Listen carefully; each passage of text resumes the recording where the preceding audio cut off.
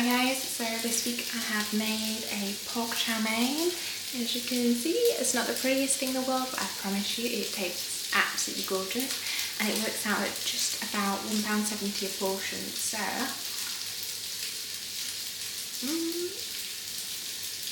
if you fancy finding out how to make this, carry on watching.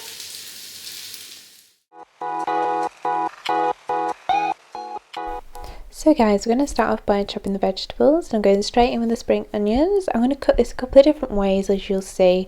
This is just to add a little bit of texture throughout the dish, completely optional, but it's just a little bit fun.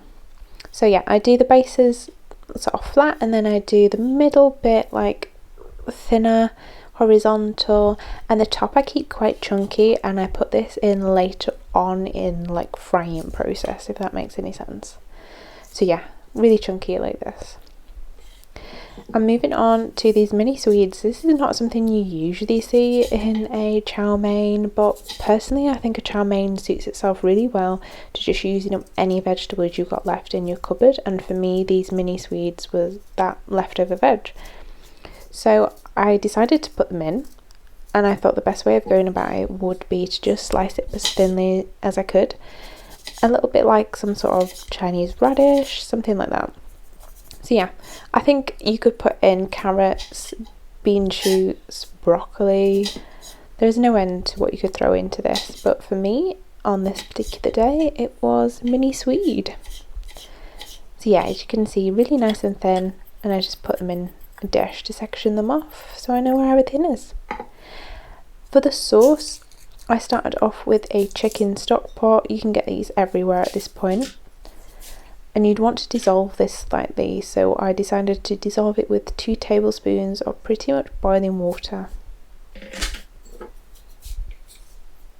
And then we've got dark soya sauce, so I'm sorry these are going to be slightly off frame, I didn't realise, but that's 1 tablespoon of dark soya sauce. And this is Shaoxing rice wine, and we've got 2 tablespoons of that in there. And then oyster sauce, you got a fair bit of this, so that's 4 tablespoons in total.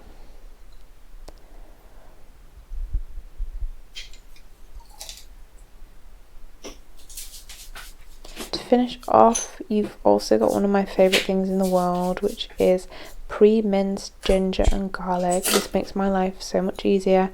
This is 1 tablespoon, but I'm using the half tablespoon to measure it out because my tablespoon is dirty, so that's just confused things. 1 tablespoon of minced ginger and garlic, and then half a tablespoon of sesame seed oil. Just give it a good mix. I would also say add 5 spice at this point, add about a teaspoon. I missed this out and I majorly regretted it when I came to eating this, so yeah. And this is corn flour. I put about half a teaspoon in. This just thickens everything up. It makes it stick to the noodles a bit more, so completely optional depending on what you prefer. And that's it. We've got all our veggies prepared, and we've got the sauce. Blue Peter style. And this is the meat. So this is a pork loin, one of my favourite bits of meat. I have marinated it overnight in a Char mix I bought from Sainsbury's. I didn't attempt to do that on my own. There's just no point. And I'm going to put it into the oven like this, so it's not sat in its own juices. I prefer it to go nice and crispy. So it's going in at gas mark 5, and I did it 10 minutes on each side. I preheated the oven, and that was pretty much enough for this amount of meat. So we're going to start to cook everything together. So I'm going to put my noodles on in the boiling water. What I would say is, having cooked it this way, you are probably better starting to fry your vegetables before you put your noodles on, because if you're using egg noodles like me, it's not going to take that long, maybe like a couple of minutes. Also, chow mein noodles are a really great option, but I just couldn't get hold of them. So if you put some oil in your pan, this is sunflower oil, and then I added in my swede and then my spring onions, and I'm just frying them off at this point.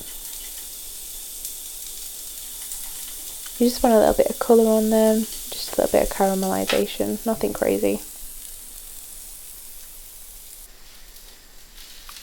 And then once you've got that little bit of colour, add your meat in. So at this point I have diced the pork. It's really lovely, really tender, so we don't want to overcook it. So it's going to be in this pan maximum 5 minutes, just to bind everything together and sort of warm it all the way back through, because at this point it was sort of lukewarm. So yeah, going really well, getting some colour on, and my noodles are pretty much cooked, so we're going to drain them off. Just normal sieve, nothing major. I'm not skilled enough to drain things without a sieve. I attempted it once before and everything ended up down the sink, so let's not do that again. And I'm putting a little bit of sesame oil on my noodles. This is going to help it not stick, and sesame oil is pretty much for flavour as much as it is anything else. So I'm then going to bind them together with all my other ingredients. If you have got a bigger frying pan or a proper wok, you are going to be in a better position than me. I struggle, say, with my little frying pan, but it works, we make it work. And then you put the sauce that we made earlier onto the noodles and just try and bind everything together. Once it is all together, you then add the spring onion tops. It brings through a little bit of nice green colour, and yeah, it just keeps them a little bit more crunchy than the spring onions that we put in earlier.